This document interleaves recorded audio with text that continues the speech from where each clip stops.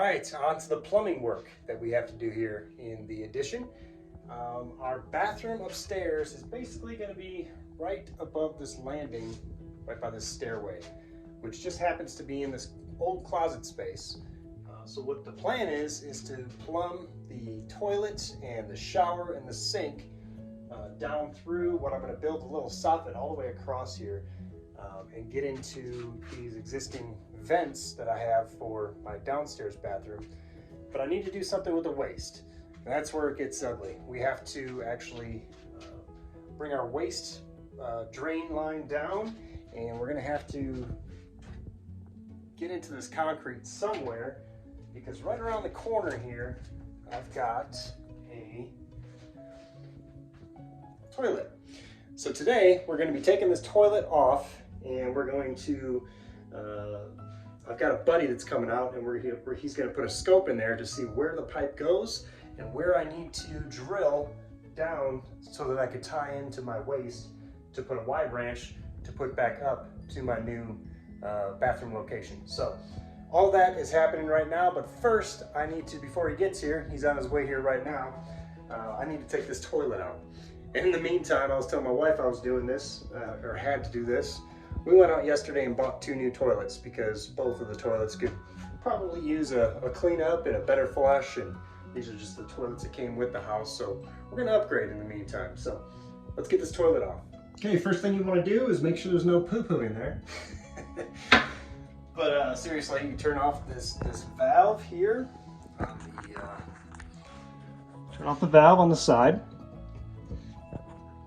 Then you're gonna wanna flush it. You want to get all the water out of there that you can.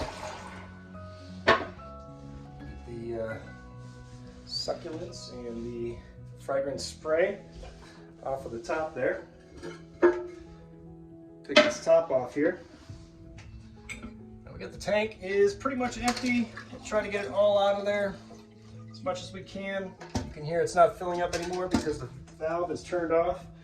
So what I'm actually going to have to do before I pull this toilet, I got a bucket and a sponge. I'm going to plunge this to see how much I can actually push down. And then I'm going to get a bucket and a sponge, and I'm going to take all this water that's kind of sitting here and just get it out of here so that it's as dry as possible so that I can get this toilet and pull it up. Okay, so I've got the tank completely dry. I've got the bowl completely dry. Next thing I'm going to do, there's 2 little bolts underneath the seat. I'm going to get that out of here. And then there's 2 bolts in the tank that fasten it to the bowl itself. I'm going to take those off and get that out of here as well. All right, I was able to unscrew the 2 bolts inside the tank, so we are loose. But before I detach it, I need to disconnect my water line, which is right about here. And the valve's already off, but we need to undo this guy here. It may drip a little bit, but it shouldn't be much. There's probably only a little bit of water in it. Let go of that. And then I think we're able to just go ahead and pull this tank up. So we are left with just the bowl. The bowl is empty, disconnected, the tank is off of it. Now the only thing that's holding this thing to the ground is a wax ring with 2 bolts coming up and 2 nuts on the top of this toilet to fasten it securely to it. So those are located back on the side here. There's these little caps back here. See them? That lift right up. Now that we are completely unfastened, we should be able to, if I get my knee under it, let's see if it moves a little bit. Oh, it moved a lot of bit. So I should be able to just pull this right up, and there it is. And let's see underneath what we got. Mess. It's dirty business. I'm gonna put the phone down, I'm gonna grab this with both hands and get this thing out of here. All right, so that is what we're left with. This is the wax ring. And to take that wax ring off, what you gotta do, you gotta get in there and just go ahead and peel it off with a putty knife.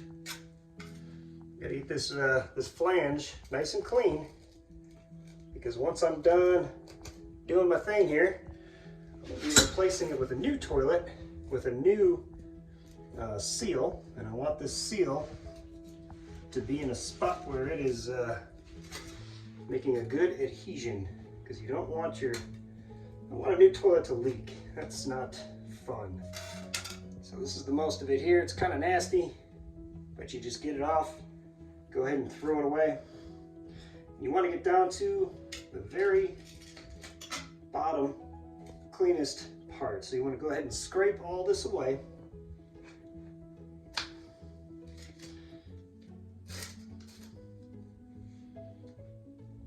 Get down to the actual pipe itself and the seal itself, because this is what's going to be sealing the new toilet to the ground, to the drain. So we're going to clean that up, and then I'm going to have my friend here shortly to stick a scope down that pipe and see where we need to start digging to tie in our drain for our second floor.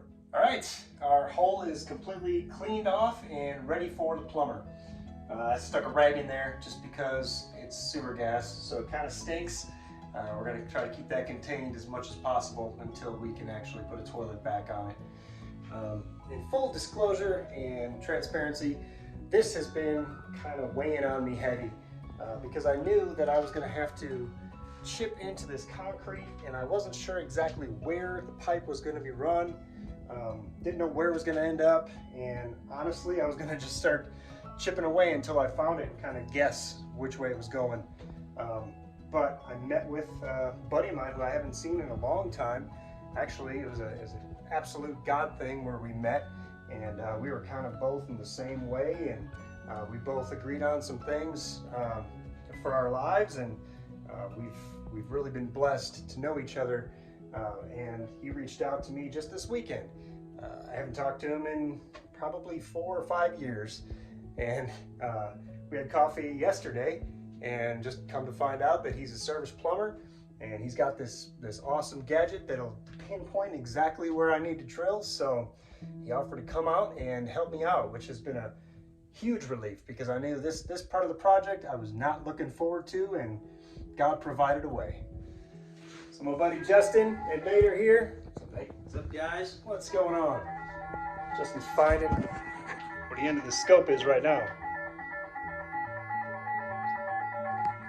That's probably where I gotta dig. He's got a scope put in right here. Pretty fancy deal. Comes in with a camera so you can see a live feed of what's blocking your pipes. So we're trying to find right now. Looks like that might be where I gotta start digging. 1 foot 3 inches right here. Okay. So I think you go straight through here, maybe you can possibly throw this wall out and just. Yep. Man, that's a lifesaver. All right, so now it's time to install the new toilet. So what I went ahead and did, I don't like the wax rings because they're nasty, they're sticky, and the problem with a wax ring is if you, for some reason, have to adjust the toilet after you set it down, it breaks the seal. So without that, instead of that, I got one of these, actually 2 of these, one for each of the bathrooms.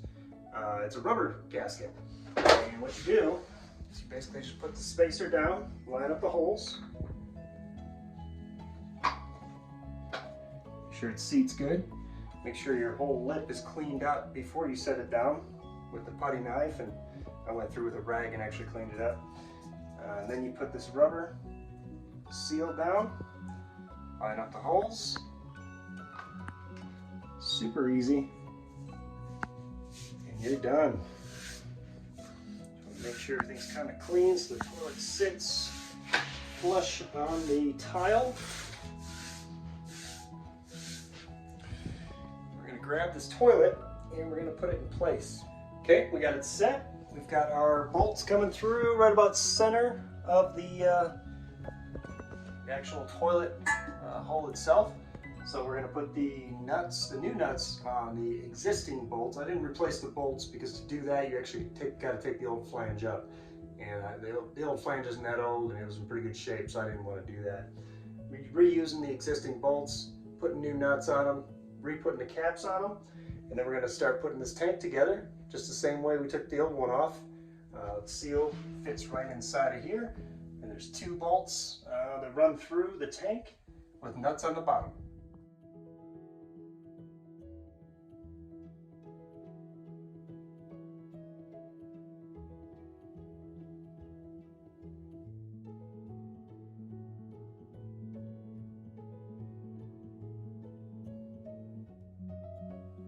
All right, everything is installed, everything is secure. So now all you gotta do is turn on the water valve.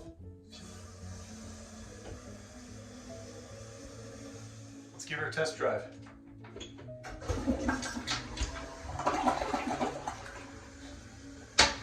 All right, still no leaks? We're good.